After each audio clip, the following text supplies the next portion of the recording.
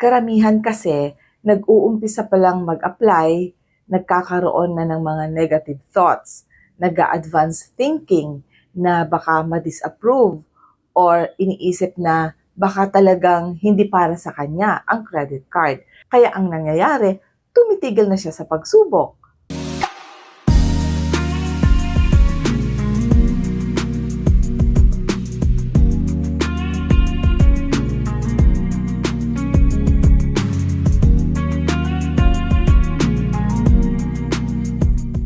Hi everyone, Crisel Morales here. Welcome back dito sa ating YouTube channel.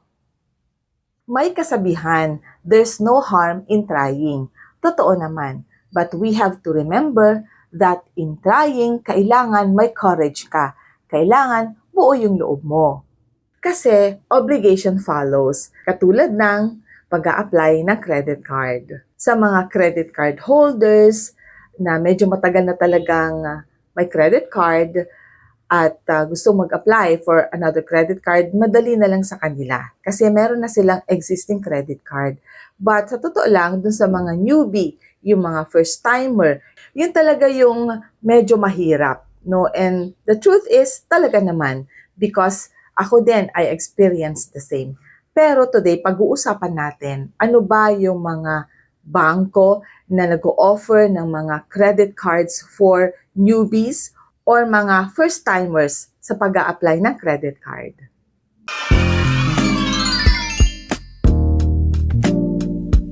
So, eto yung mga beginner-friendly credit card options in the Philippines. Number 1, we have BDO Unibank.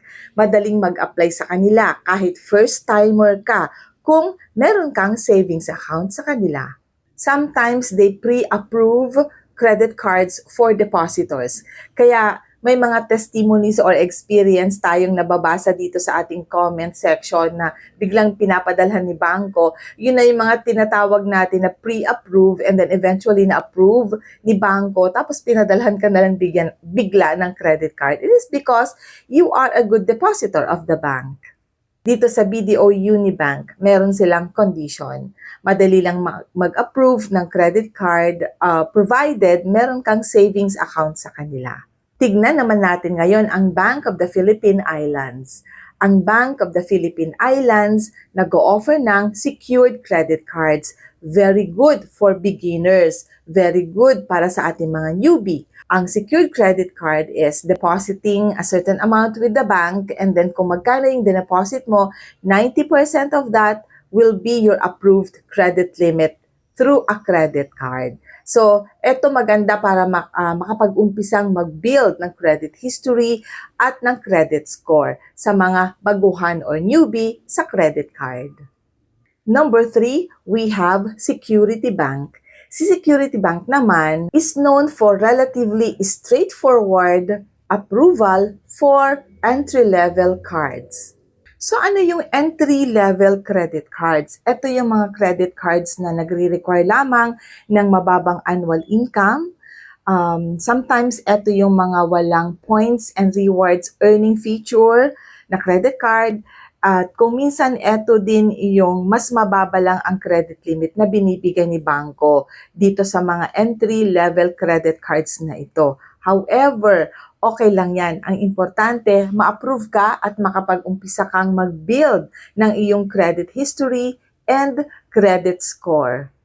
Kaya pag na-approve tayo sa entry-level credit card, huwag ka na magreklamo. Okay na yan. Tanggapin ko na for the meantime. Because once na na-approve naman ni bangko na maganda ang payment mo, you are marked to be a responsible credit card holder because makikita ni bangko na monthly buo ang binabayad mo sa credit card mo and then hindi ka nagpa-pass due, hindi mo rin na ma-max out ang credit limit mo, eventually they will be approving you with a higher credit limit. Number 4, we have the RCBC Bank Card. Sometimes they approve clients or applicants with moderate income level. Just like the Security Bank, nagbibigay sila or nag-a-approve sila ng mga applicants with moderate income level. Halimbawa, hindi masyadong mataas ang monthly income niya, pero meron kasing designated na credit card para sa mga moderate income level. So, mamimili ka na lang kung Security Bank ba or kay RCBC Bank Card kasi more likely they have the same requirement. Pero eto, best solution if you keep getting declined, you better apply for a secured credit card. Ito yung pinakamagandang solution kung gusto mo talagang mag-build ng credit history and credit score and gusto mo talagang ma-approved for hindi na entry-level na credit card, hindi na secured credit card, kundi regular credit card na. Malay mo, ma-approve ka na in the future ng gold, yung mga ganyan, yung mas elite na credit cards in the future. But first, we have to start with sabi nga nila, start small. And that's fine. Okay, that's fine. So, applying for a secured credit card is the solution kung gusto nating ma-approve and then mag-build ng credit history and credit score. Eventually, ma-approve ka for a higher credit limit as long as you keep managing your credit card and your payments well. So there you go. We have already tackled one of the most or the frequently asked question dito sa Crisel Morales Studio, yung ano ba ang credit card na magandang applyan? Credit cards for beginners in the Philippines for 2026. So there you go. We are done with our content. Thank you for tuning in. And muli, sa mga hindi pa po nag-subscribe sa ating YouTube channel, sana po ay makapag-subscribe na rin kayo. Always tap the notification bell down there so that you'll always be notified kapag meron tayong bagong video. Maraming salamat for your support, for always trusting our channel. Thank you so much. And from the bottom of my heart, I cannot express much of my gratitude. Basta, maraming salamat. Alright, so kahit anong klaseng pagsubok meron ka sa buhay, always remember, life is beautiful because God is so good. Bye everyone!